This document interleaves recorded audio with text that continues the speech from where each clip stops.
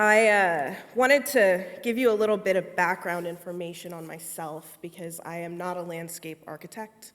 I am brand new to landscape citizenships. I am a sociologist by training, and I identify as a disaster scientist. So my research is primarily into disasters, the response phase of disasters, and looking at movement into a disaster zone, whether it's, there it goes, whether it is material, people coming into the disaster zone. And my research is heavily informed by my own experiences, so I actually was a member or citizen of the population that I study, which is disaster volunteers. From 2010 to 2013, I responded to 5 events, 6 different instances. The first time I volunteered was in 2010 after the Haitian earthquake in Haiti for about a month. So some of this research, there's an autoethnographic portion to this research, but my experiences also inform the questions and how this all came about. So like I said, I study the movement of people and material. And what's interesting about disasters is they fundamentally transform landscapes. They fundamentally transform populations, especially large natural disasters that come in and destroy built structure. And there's a common view after disasters, especially perpetrated by the media and very bad disaster movies, that there's chaos after disasters, that there is no helping behavior. People are very antisocial. They don't work together, and that is a common held myth. The reality is that after disasters, people come together, communities come together. The first people on site after disaster are family, friends, and neighbors that check themselves to see if they are okay, and then they go out into the community and start digging other people out of rubble. And in reality, these helpers come from hundreds of miles away for a period of, very quickly after the disaster, for years after the disaster, into the recovery period.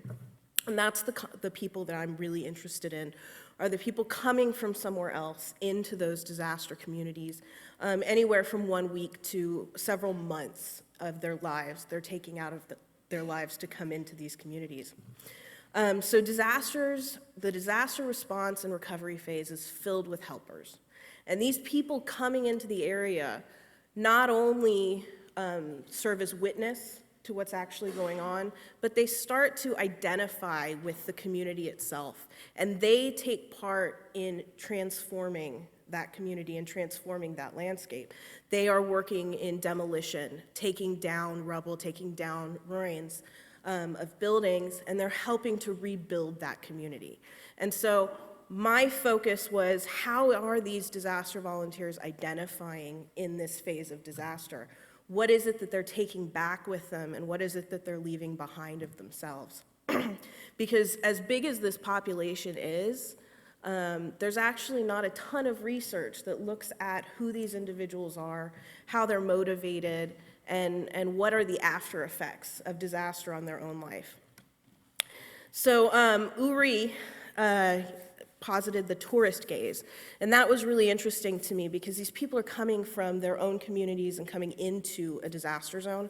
So there's going to be some element of tourism in their identity, in their experiences, and this is that tourists experience and identify with new and unknown landscapes.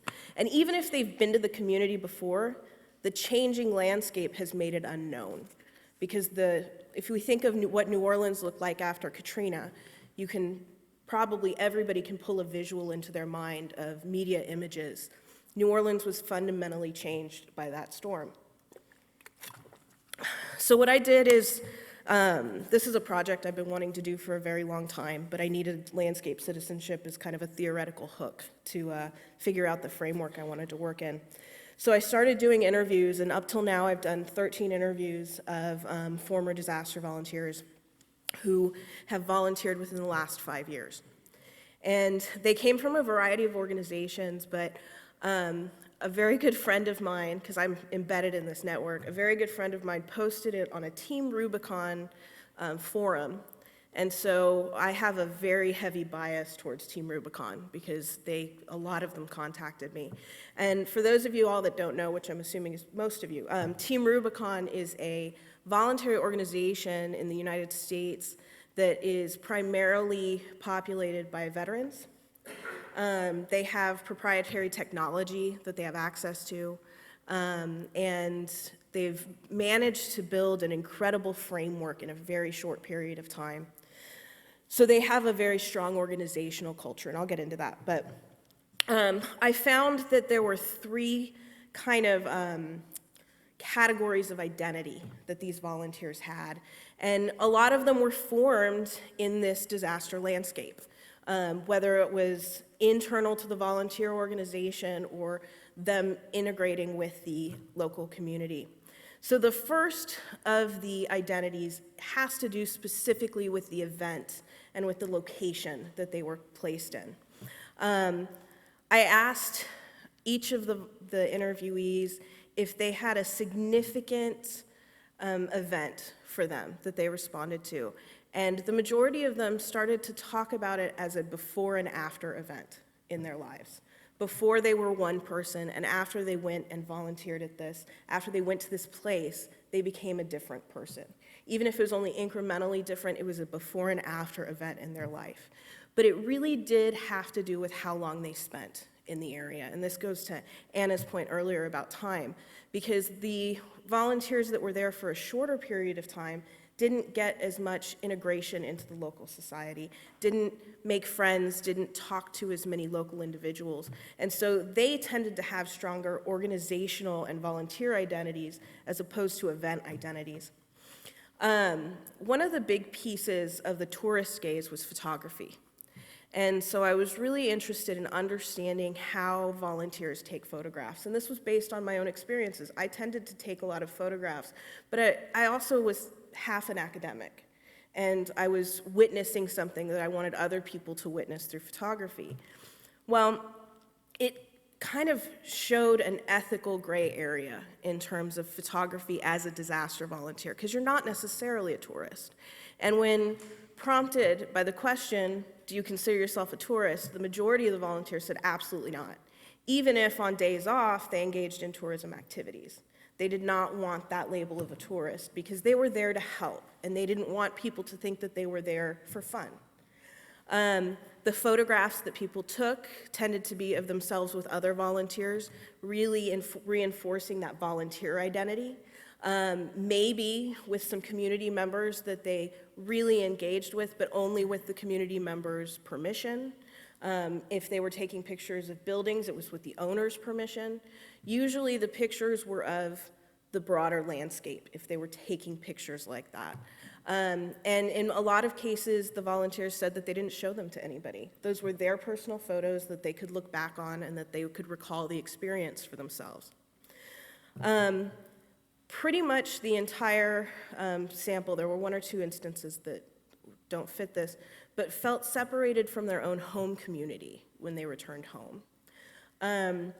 They felt that people didn't understand them anymore. People didn't understand the experience that they just had. People asked questions that they were uncomfortable answering.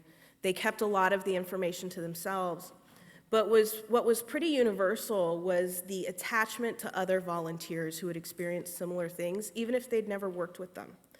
At the end of my interviews, I would tell my interviewees, who I didn't know personally, that I was a volunteer for 3 years. And when I did that, they're like, well, then you know exactly what I've been talking about the whole time. And it was an instant connection. And so even if you meet someone out of the field, you have this membership to a community. And it was interesting because several of them talked about it almost like military service, but they were very quick to also say, but it's not. It's not at all like military service, but there are some similarities. I asked my interviewees if they felt any ownership over their work in the community. And that was a tricky subject. Some people said absolutely right away. Some people were very excited to say what they had done in the community and that they had been able to go back since and see the community and reestablish connections, or maybe they had kept those connections the whole time. Others were very uncomfortable with the word ownership. They didn't want to claim any ownership in the community because even though they identified with it, it was not their community. It was a different kind of identity, a different kind of citizenship. Like I said, the volunteer identity was very strong. In some cases, individuals were able to maintain relationships with people they'd volunteered with in that area and felt closer to them at times than their own friends, family and neighbors because of shared experiences. They even maintained the identifier disaster volunteer when they returned home. And this is something I experienced as well, and why I made the disclaimer at the beginning, because while I haven't volunteered in about 5 years, it's still kind of a piece of my identity. I was a disaster volunteer. And they would take it home with them, sometimes wearing the organizational t-shirt that said volunteer on the back so that they could maintain connection to that. And like I said, they did have pictures of themselves with other volunteers and had that special relationship recorded in that way. The third type of identity was organizational identity. And this is where I'm going to get into Team Rubicon a little bit more. Team Rubicon has a very strong organizational culture. It comes from them being primarily populated by veterans. I think about 75% of their volunteers are veterans, 25% are not. Now, this actually causes somewhat of a divide within the organization. Some people that were not veterans that I interviewed talked about not feeling quite part of the group, and so they had to kind of pull together in a different way. But a big piece of volunteerism for a lot of these individuals was the t-shirts that we wear. In Team Rubicon, gray shirts are people who have gotten a very specific type of training and certification, and they are respected in the volunteer community, and they are respected in the affected community as well. And they'll wear their gray shirts to work, but they will also wear their gray shirts out into the community. They feel that it is necessary for them to maintain that volunteer identity in the community so that they are easily identifiable to members of the affected community as well as other volunteers. T-shirts in general were a big identifier organizationally because each organization, large organization, tends to have a volunteer t-shirt. And so it was kind of a marker. And overall, the word tribe was used several times when discussing identity. People who had never volunteered before felt that they'd found their people, they'd found their tribe. And that was something that I had felt. And being in Haiti specifically, that was a starting point for one generation of volunteers. Katrina was the starting point before that.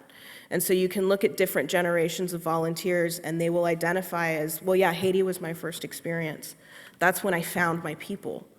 And I got home and I immediately started looking at plane tickets to get back. And that was a commonly shared experience. So many people got home, immediately felt useless, felt like they couldn't visualize an immediate impact that they were having on someone else's life, and that they needed to go back very quickly, and did in a lot of cases. And so I think that this disaster volunteer identity, while some of the volunteers did not identify specifically with the community, they all identified with this changing landscape. They all recognized that they fit into this immediate period after disaster where they can come in and they can transform that landscape and they can, in some cases, own their work. And it becomes an intrinsic part of who they are as people. Moving forward, I'm going to continue conducting interviews throughout the summers and hopefully continue getting into figuring out who these volunteers are and how they can affect communities, but also maybe getting a broader sense of how we can incorporate this population as well as help them when they go home, because that's a piece that seems to be missing. People end up going home and they don't have a lot of support. And that's my research.